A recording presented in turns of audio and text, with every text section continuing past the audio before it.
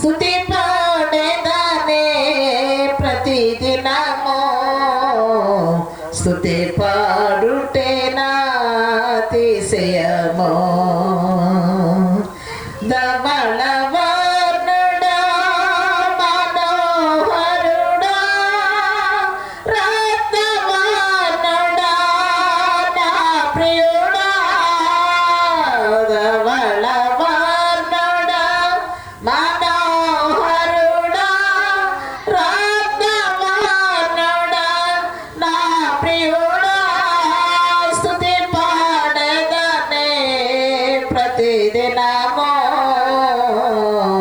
స్తుతి పాడుటే నా అతిశయము ఆరాధించేదా అరుణోదయమున అమరుడ నిన్నే ఆశ తీరా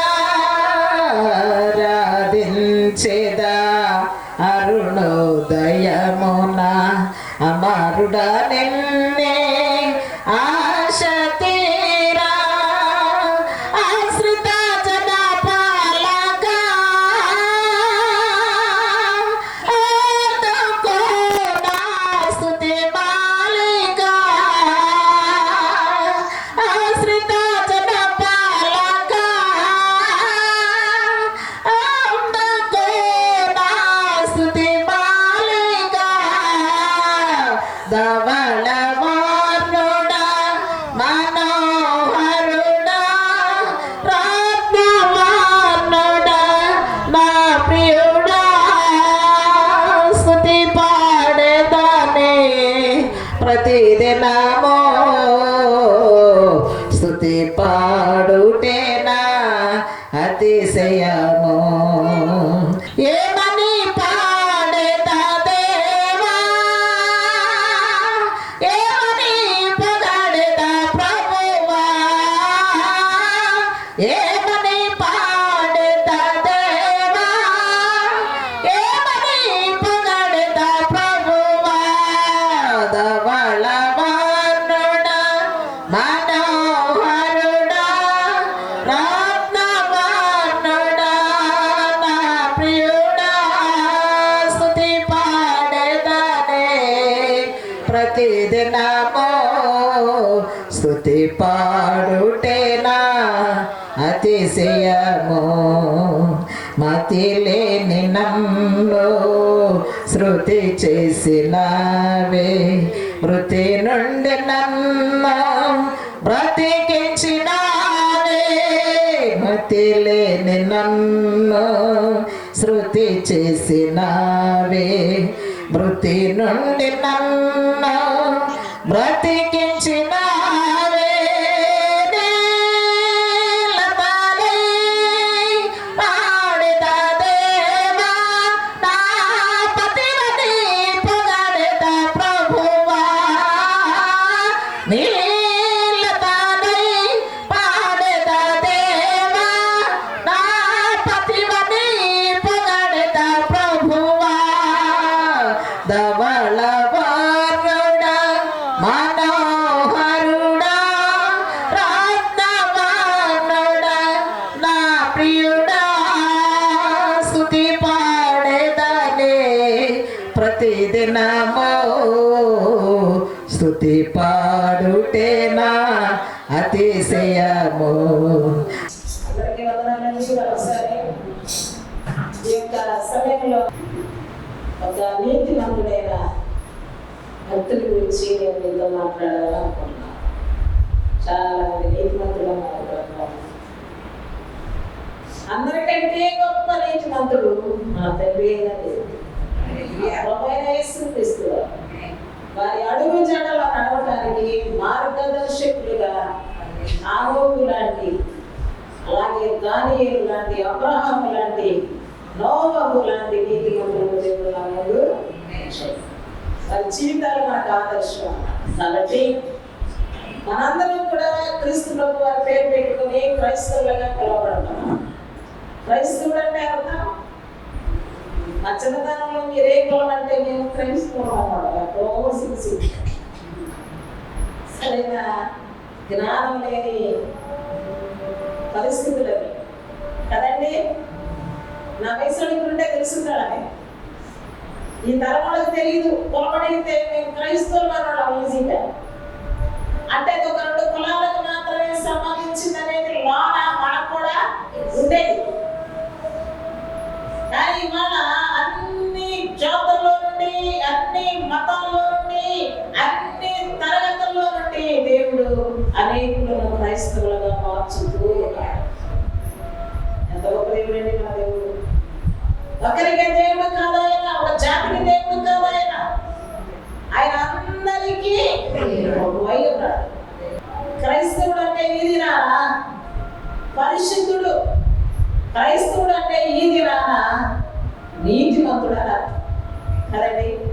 క్రైస్తవుడు అంటే ముదుటి రాతలు చేతి గీతలు నమ్మేవాడు కాదు, ఆచారాలు నమ్మేవాడు క్రైస్తవుడు, అమావాస్య పౌర్ణాలు నమ్మేవాడు క్రైస్తవుడు, ఆదివారాలు దొంగిలించేవాడు క్రైస్తవుడు, రక్షించబడకుండా నేను క్రైస్తవుడని చెప్పుకునేవాడు క్రైస్తవుడు కాదు. ఎవరు క్రైస్తవుడు? క్రీస్తును అనుసరించేవారు క్రైస్తవులు. క్రీస్తును అనుసరించేవారిలో పరిశుద్ధ గ్రంథంలో పూర్వకాలమందు దేవుడు నానా విధములుగా మాట్లాడి హెబ్రీ పత్రిక 1వ అధ్యాయంలో పూర్వకాలమందు నానా సమయములలో నానా విధములుగాను ఎవరండి ప్రవక్తల ద్వారా మాట్లాడిన దేవుడు, అపితరులతో మాట్లాడిన దేవుడు ఈ దినమున అంతమందు కుమారుని ద్వారా మనతో మనతో మాట్లాడుతున్నాడు దేవుడు. కుమారుడు ఈ భవానీ గారు కనపడతా కుమారుడు అంటే ఎలా? కుమారుడు అంటే ఎవరు? యేసుక్రీస్తు అని ఎలా చెప్పగలరు? యోహాను సువార్త 1వ అధ్యాయం 1వ వచనంలో ఆదియందు వాక్యం ఉండెను, చాలు. దేవుడు ఎవరంట? ఆ వాక్యము పూర్వకాలమందు ప్రవక్తల ద్వారా పితరుల ద్వారా మాట్లాడిన దేవుడు. ఎలా మాట్లాడేటప్పుడు? అప్పుడు పితరుల ద్వారా, ప్రవక్తల ద్వారా, కళల ద్వారా, దర్శనాల ద్వారా మాట్లాడిన దేవుడు. ఇంకా అవసరమైన కుటుంబ పెద్దలతో ముఖాముఖిగా ఆదామా అబ్రహామా అని పిలిచిన దేవుడు. చూడండి కుటుంబ పెద్దలు ప్రభు నమ్ముకోవడానికి ఇంకా ఆలస్యం అవుతా ఉంది. ఒక పక్కనేమో దేవుడు శూన్యం అనేవాడు కాలిపోతున్నా కూడా మనకి ఇంకా జ్ఞానోదయం కలగట్ల. ఈ గ్రామాన్ని ప్రేమించి ఈ సభ ద్వారా అనేక మంది దైవ సేవకులను తీసుకుని వచ్చి దేవుడి యొక్క వర్తమానాలు తెలియజేస్తూ ఉన్నారు. అంటే ఇది ఒక ఆచారం కాదు, అలవాటు కాదు, వాడికేవో డబ్బులుండి కాదు. దేవుడి కొరకు ఇంకా ఎవరైతే నశించుకోవడానికి సమీపంగా రక్షణ లేకుండా ఉన్నారో, ఏ ఒక్కరు కూడా రక్షణ లేకుండా చనిపోకూడదని ఈ సభలను దేవుడు ఏర్పాటు చేస్తూ ఉన్నారు. మనకు కనిపించవచ్చు, మన భవానీ గారే కదా, మన ప్రసాదరావు గారు కదా, మనమే కదా, మనవరే కదా అని మనం అనుకుంటాం. మనం అనుకున్న తీరుగా ప్రపంచం లేదు. నీవుగా ఉండకూడదు, దేవుడి బిడ్డగా మారిపోవాలన్నమాట. నిన్ను బట్టి దేవుడు జగత్తు పునాది వేయబడకముందే ఆయన సంకల్పంలో నేను ఏర్పాటు చేసుకున్నాడు. నువ్వు జన్మించిన తర్వాత భూమిని తయారు చేయాలంటే నేను పడుకోబెట్టడానికి, నేను నిలబెట్టడానికి భూమి ఉన్నదని భూమి కంటే ముందు నేను తయారు చేసేది దేవుడు కదా. నువ్వు జన్మించిన తర్వాత నేను కడగడానికి నీళ్లుండవని సముద్రాలను జలరాశులను ముందుగానే ఆయన తయారు చేయించినట్ట నిన్ను పుట్టించాడు ఆయన. అవునంటారా? బైబిల్ అదే చెప్తుందా? నీ మీదంత ప్లాన్ ఉంది ఆయనకి. ఒకవేళ ఆపదల్లో అనుకుంటే వ్యాధులు పోతే వస్తాను అనుకోవచ్చు, అదండి సమస్యలు పోతే వస్తాను అనుకోవచ్చు. కానీ నీ మీద ఏమీ నువ్వు ఇవ్వకమును మెరుమే లేకమును శూన్యముగా ఉన్న దానిని దేవుడు నీ కొరకు సమస్తము సిద్ధపరిచి ఉంచిన దేవుడు, నిన్ను సృష్టించిన దేవుడు. అర్థమైందండి మీకు? ఆయన నిన్ను ఊరికే సృష్టించాలా, చాలా మంచంలో వదిలిపెట్టడానికి నిన్ను పుట్టించాలి. ఆయన నీ మీద ఆయన ఒక ఆలోచన. దేవుని బిడ్డగా మారాలి. నువ్వు దేవుని కుమారుడుగా కుమార్తెలుగా.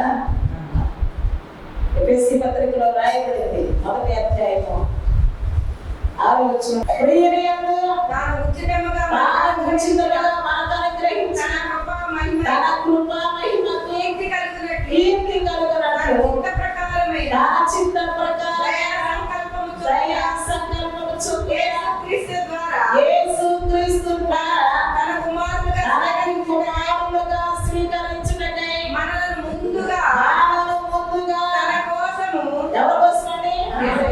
నీకోసమా? నీకోసం నువ్వే బతుకుతావు, లేదా నీ పిల్లల కోసం బతుకుతావు, నీ భర్త కోసం బతుకుతావు, నీ ఇంట్లో కోసం బతుకుతావు. అవునా? మరి ఎప్పుడైనా ఏదన్నా ఒక పని చెప్పామనుకోండి, ఇప్పుడే ఉండడం ఆయన కన్నపెట్టి వస్తున్నాను. ఆయన కన్నపెట్టదని మా కొరకు ఆయన ప్రాణాన్ని విడిచిపెట్టాడు. అవునా? అవునా కదా? నువ్వెవరం అసలు నువ్వు ఎందుకు పనికిరాని శూన్యంలో ఉన్నావు? నీకు రూపే లేదు. నీకు రూపునిచ్చి తల్లి గర్భంలో పిండముగా నిన్ను దాచి బయటికి తీసుకొని వచ్చి నీకు జీవాన్ని ఇచ్చి నిన్ను పోషిస్తూ నీ పోషకుడిగా నిలబడి నీ శరీరాన్ని నీ ఆత్మను కూడా ఆయన సంరక్షించే సంరక్షకుడుగా నీ పక్షాన నిలబడాలని ఆయన ఆశపడుతున్నాడు. దానికి సంగతి ఏంటి? దానికి మన జవాబు ఏమిటి? అలాగే గారితో గొప్ప శిశాలు ప్రార్థన చేయించుకుని వెళ్ళిపోదామా? పెట్టొచ్చేదాకా ఆరు మనసు పొందుదామా? నీ యొక్క కార్యక్రమాలన్నిటికంటే ప్రథమ స్థానాన్ని దేవుడికి విధించి తీరాలి. అది అసలైన వ్యక్తి. అర్థమైందండి? ఈ సమయంలో మనం ఒక వ్యక్తిని జ్ఞాపకం చేసుకున్నాం. ఎందుకంటే యేసుక్రీస్తు లాంటి కుమారుడు అనేక మంది తండ్రికి కావాలంట. ఆ కుమారుడు లాంటి వారు అనేకులను తయారు చేయాలని ఆ కుమారుని మనకంటే ముందుగా ఈ లోకానికి పంపి తన ప్రభు రక్తం చేత మన పాపములను కడిగినటువంటి తండ్రి అయిన దేవుని యొక్క ప్రణాళిక. ఆ ప్రణాళికలో మనం ఉన్నాం. కాబట్టి ఈ సమయంలో ఒక భక్తిని జ్ఞాపకం మనం వేసుకున్నాం. ఆదికాండం 6వ అధ్యాయం 13వ వచనంలో దేవుడు నోహుతో ఏంటి? సమస్త శరీరుల మూలముగా భూమి బలత్కారముతో నిండి ఉన్నది కనుక నా సన్నిధిని చదవండి. వారి అంతము వచ్చి ఉన్నది. ఇదిగో వారిని నోహుతో దేవుడు ఒక గొప్ప మాట చెప్తాడు. నా సన్నిధిలో నీవు నిర్దారహితుడుగా కనపడతావు. భూమి అంత బలత్కారంతో నింపబడినా సరే, అర్థమైందమ్మా? భూమి అంత భయంకరంగా నింపబడినా సరే, కానీ ఆ తరము వారిలో నోహు ఎలా కనపడ్డాడండి? నీతిమంతుడిగా కనపడ్డాడు. ఎలా నీతిమంతుడయ్యాడు? దేవుని మాట విని. ఏ మాట అది? నోహు ఇదిగో ఇన్ని మూల కొలతలతో నీవు ఓడను కట్టు, నాకు చితిసార పురాలతో ఓడను కట్టు. ఒక పడవను నీ కొరకు తయారు చేసుకొను. 300 మూరల పొడవు, 50 మూరల వెడల్పు, ఇలాగ ఆయన కొలతలు చెప్పి అంతస్తులుగా 3 అంతస్తులు మేడ కట్టినట్టుగా వాడ కట్టే. ఎందుకు అని ఆలోచన చేసినట్లయితే అందులో దేవుని యొక్క బిడ్డలందరూ కూడా సురక్షితంగా ఉండాలి. సువార్త ప్రకటన చేస్తుంది. అయ్యో ఈ పట్టణము గ్రామము వాసులారా, రాబోయే కాలం బహు ప్రమాదకరంగా ఉన్నది. భయంకరమైన జల ప్రళయం రాబోతున్నది.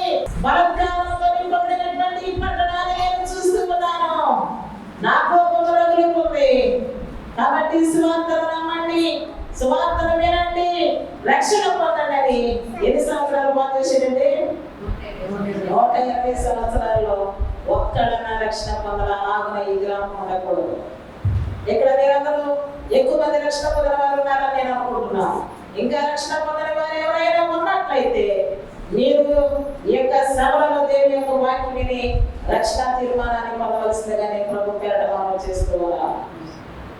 ఈ మధ్యాహ్న కాల సమయంలో తెలిసి తెలియని కాలంలో ఎలాంటి బలత్కారంతో మన జీవితాలు వెంటబడి ఉన్నా అనేక బానిసపు పాపము బానిసత్వంలో మనము కట్టబడి ఉన్నా అనేకమైన దురభ్యాసాల చేత మనము కొనసాగుతూ మన జీవిత కాలాన్ని అనేక రకాలైన వ్యాధి బాధల్లోనికి మనమే నెట్టేసుకున్నా ఇది నీకు మిక్కిలి అనుకూలమైన సమయం. ఇక్కడ గొప్ప సమూహం లేకపోవచ్చు, వారి యొక్క పర్సనాలిటీ కలిగినటువంటి సేవకులు ప్రసంగాలు మీకు ఒక రక్షణ వార్త తెలియజేయబడుతుంది. 120 సంవత్సరాలలో ఒక్క కుటుంబం కూడా రక్షించబడ్డారు, ఒక్క కుటుంబం తప్ప. పరిశుద్ధ గ్రంథంలో ఎంతో మంది నీతిమంతులను మనం చూస్తున్నాం. అనేక మంది నీతిమంతుల గురించి సాక్ష్యం ఇస్తున్నాడు దేవుడు. ఈ రక్షణ సువార్త నోవహు కుటుంబానికి మాత్రమే ఉపయోగపడింది. ఆ బాధ మాత్రం ఎవరికి ఉపయోగపడింది అండి? నోవహు ఇంకెవరు ఎక్కలేరు. ఎక్కడానికి వాళ్ళకి ఏ పవర్ సరిగ్గా లేవు. వాళ్ళకి నేను తలుపులు పోయి పుస్తమే తెలుసుకున్నాను. నీ కోడళ్ళను, నీ కుమారులను, నీ కుటుంబంలో ఒక్కొక్క జాతుల నుండి జతల వాళ్ళకి 40 దినాలు ఈ జతలన్నిటికీ ఏంటండి? బాత్రూమ్ ఏంటండి? స్నానాలు ఏంటండి? మేత ఏంటండి? అసలు దేవుడి యొక్క ప్రణాళిక ఎలా ఉందో ఆలోచన చేయండి. వీటన్నిటికీ కూడా గోధులతో కట్టబడి దేవుడే సమకూర్చాడు. ఎంతమంది అండి? ఒకరి జాడ ఒకరికి లేకుండా, తల్లి జాడ పిల్లలకు లేకుండా, ఎక్కడ 40 దినాలు ప్రచండ వర్షంలో ముగ్గురిపోయి ఉన్నారు. ఒకసారి ఆలోచిస్తే చాలా భయంకరమైన అనేక రకాల ఇబ్బందులు మనం చూస్తూ ఉన్నాం ఈ సమాజంలో. మరి 40 రోజులు దేవుడు ఆ ఓడలో ఉన్న వారిని ఎలా పోషిస్తూ నడిపిస్తూ వచ్చాడు. అది గొప్ప ఆశ్చర్యమైన కార్యం. అందుకే మన దేవునికి ఆశ్చర్యకరమైన పేరు. ఆయన మనకు సాధ్యము కాని సంగతులను పనులను ఆయన సాధ్యపరచుడు. అందుకే ఆయన అసాధ్యమైనది ఏదైనా కలదా? ఎవరు చెప్పని సమాధానం ఎవరికి వాళ్ళే. ఆయన అసాధ్యమైనది ఏదో. దానియేలు గ్రంథాన్ని ఒకసారి మనం చూద్దాం. 6వ అధ్యాయము 1 నుండి 3 వచనాలు చదువుతామండి. తన రాజ్యమంతటి పైన ఒక్కడే చదవాలి. అధిపతులుగా ఉండుటకై 120 మంది అధిపతులను నియమించినట్టు ఇష్టమాయను. ఆనాటి రాజు దర్యావేషు ఆ రాజ్యమంతటి మీద 120 మంది అధిపతులను నిర్ణయించడానికి రాజుకు ఇష్టమైనది కనుక తర్వాత కంటిన్యూచేయండి. ఆ 120 మంది మీద 3 ప్రధానులను నియమించాడు. ఆ 3లో ఎవరండి? దానియేలు ప్రముఖుడు, ముఖ్యుడు. రాజులకు నష్టము కలగకుండా ఆ అధిపతులు తప్పకుండా వీరికి ఆగ్రహించెను. ఈ 120 మంది సంగతులన్నీ ఈ ముగ్గురికి బాధ్యత ప్రముఖంగా అప్పగించాడు. ఎవరు బయట తీసాడండి? ఒక నమ్మకమైన దానియేలును, ఒక ఇష్టమైన దానియేలును, ఒక ప్రియమైన దానియేలును దేవుడు బయటకి తీసాడు. తర్వాత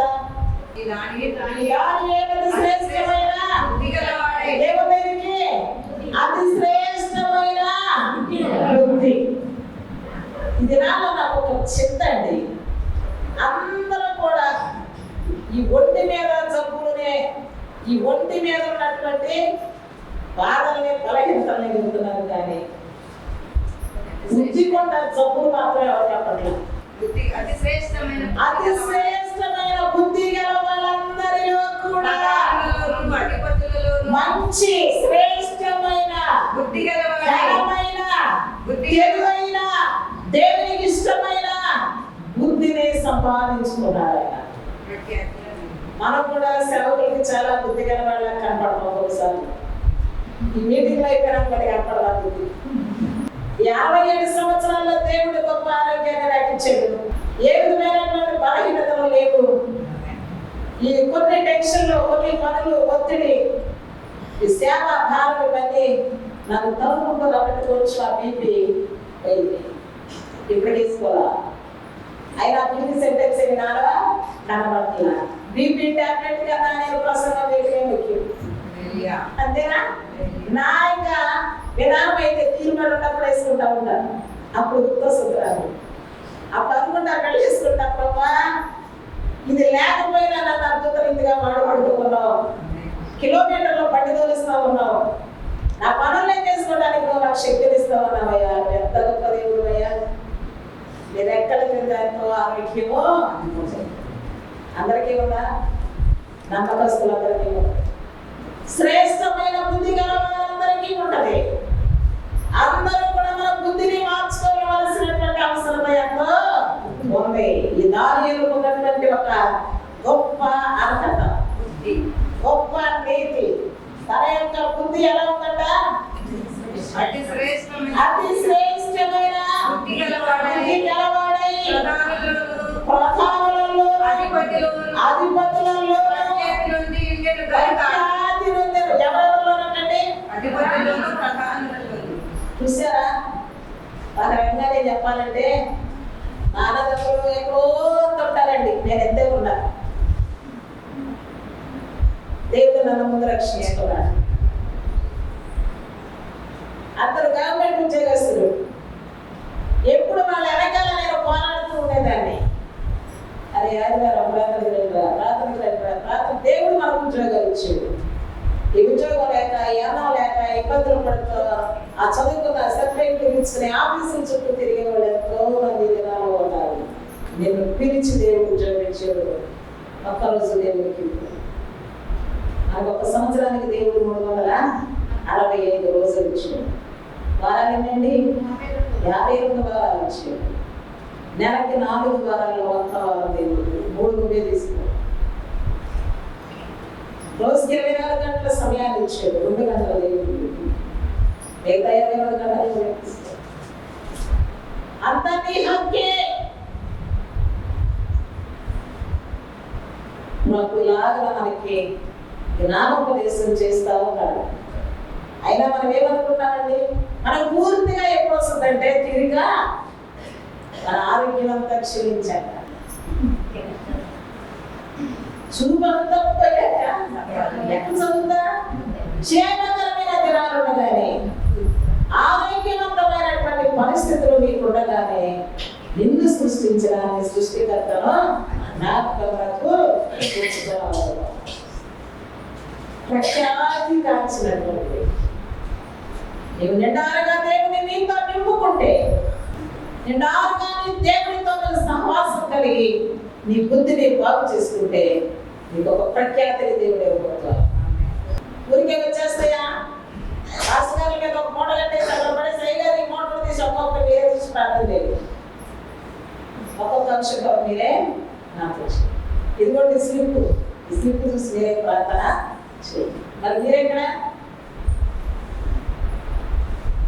ఒక వ్యక్తిని అడిగాడు, ఎక్కడున్నావు అని. ఎవరైనా అదమాని ఎక్కడ? ఏమన్నాడు? ఎక్కడ లేదండి, ఇక్కడే ఉన్నాను అన్నాడా? లేదు లేదు, మనోళ్ళైతే ఎక్కడ లేదు, ఇక్కడే ఉన్నారు. వద్దు, ఏ చెప్పు చాటుగా నిలబడి ఉన్నాడు. అలాగనే సూటిగా సమాధానం. ఆలోచించడం సార్. మన నోటి మాట, మన తలంపు, మన అడుగు జాడలు యథార్థమైనవిగా ఉంటే మనం ఖ్యాతి కలగలిగాము.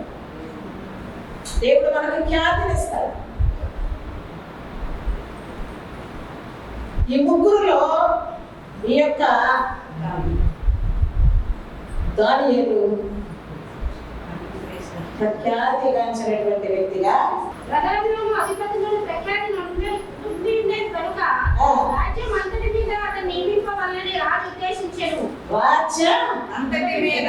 అంతటి మీద అతనిని నియమింపవలనని రాజు ఉద్దేశించాడు. మన డబ్బులు వేసి కొనుక్కుంటే వచ్చే పదవులు కాదండి.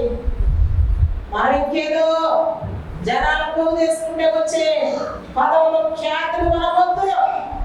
దేవుడు ఉచితంగా పిలిచి మనకి ఇవ్వబోతూ ఉన్నాడు. పడిందా? 120 మంది అనుకుంటున్నారు, మేము 120 మంది ఉండగా అసలు ఈ దారి ఏంటి? అంత నీతిమంతుడా, అంత ప్రార్థనాపరుడా, అంత తెలివైనటువంటి వాడా, అంత శ్రేష్ఠుడా అని కంటిన్యూ చేయండి. అందువల్ల ఎడారులను అధిపతులను రాజ్యపాలన విషయంలో దానియేలు మీద ఏదైనా ఒక నేరము మోపాలని 120 మంది కూడా ఆలోచన చేస్తా ఉన్నారంట. ఆలోచన చేస్తూ ఉండగా తగిన హేతు ఏది కూడా కనిపెట్టాలనుకున్నారు కానీ వారి వల్ల కాలేదని అక్కడ రాయబడింది. దానియేలు జీవితంలో మరొక హోదా కనపడుతుంది అక్కడ. దానియేలు నమ్మకస్తుడు. అర్థమైందండి? ఎవరికి నమ్మకస్తుడు? దేవునికి నమ్మకస్తుడు, సంఘములో సువార్తికుడికి నమ్మకస్తుడు, సహోదరుల మీద నమ్మకస్తుడు, సహోదరులందరిలో దేవునికి ప్రముఖంగా నమ్మకస్తుడు. అతని మీద ఏ నేరమైనను ఏ తప్పైనను కనుగొనలేకపోయారు. ఎందుకంటే ఆయన ఏ తప్పు చేయడు కదా, ఆయన ఏ నేరము చేయడు కదా, కాబట్టి కనుగొనడానికి ఏమీ లోపము లేకపోయేను. ఆలోచన చేయండి. అందుగా మనుషుడు అతని దేవుని పద్ధతి విషయమనే గాని అతని దేవుని పద్ధతి విషయమనే గాని మరి ఏ విషయమందును అతనిలో లోపము కనుగొనలేక దేవుని ఆలోచన చేయండి. చాలా సార్లు మిమ్మల్ని కూడా అనుకుంటారు, అబ్బా 3 రోజులు సభలంట పోతా ఉన్నారు, నగలో లేదు, రాత్రులు లేదు, అప్పుడు చుట్టే తిరుగుతున్నారు, నగరాల చుట్టే తిరుగుతున్నారు అని అంటా ఉంటారు.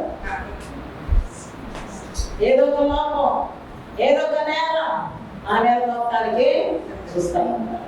కానీ నీవు దేవునికి నమ్మకమైన వ్యక్తులైతే నీ మీద ఏ నేరంలో కూడా మోపడానికి అవకాశమే లేదు. మరి మనం ఎలా జీవిద్దాం? లోపం లేని వారిగాను, నమ్మకస్తులుగాను, యథార్థవంతులుగాను, నిర్దోషులుగాను, పరిశుద్ధులుగాను జీవిద్దామా? నామకాంత క్రైస్తవులుగా ముదుటి రాతలు నమ్ముదామా? చేతికేతలు నమ్ముదామా? చెప్పండి. ఏం చేద్దాం చెప్పండి. పరిశుద్ధ గ్రంథం మనకి ఏం సెలవిస్తుందో దానిని మనం తప్పక తెలుసుకోవాలి. దేవుడు మనం తెలుసుకోలేని భారాన్ని మనకేమి ఇవ్వలేదు, మనం తెలుసుకోలేనటువంటి సంగతులు మన ముందు పెట్టలేదు. దేవుడు మన కొరకు గొప్ప అద్భుతమైన సంగతులను మన ఎదుట మనకు అర్థమైన భాషలో పరిశుద్ధ గ్రంథంలో ప్రతి ఒక్కరి చేతిలో ఉంచాడు. ఎంతమంది పరిశుద్ధ గ్రంథాన్ని తీసి చదవగలుగుతున్నారు? ఒకవేళ అలాంటి వాళ్ళ గ్రంథంలో లేని విషయాలు బోధిస్తూ ఉంటే ఇది గ్రంథం చదివే వ్యక్తులైతే ఏది తప్పో ఏది ఒప్పుకొని కాదు. నువ్వు గ్రంథాన్ని ఈ రోజు మర్చేసి మళ్ళీ సభ బాగా తీయకుండా ఉంటే నీకేమీ తెలియదు. నువ్వు అసలు క్రైస్తవుడవే కాదు, దేవుని ముఖాన్ని చూస్తున్నావు అనడానికి రుజువు ఏంటంటే నువ్వు గ్రంథాన్ని తీయాలి, గ్రంథాన్ని నీ కళ్ళతో చదవాలి, అధ్యయనం చేయాలి, ఆలోచన చేయాలి, నీకు తెలియకపోతే అడగాలి, తెలుసుకోవాలి, అందులో నీవు నడుచుకోవాలి.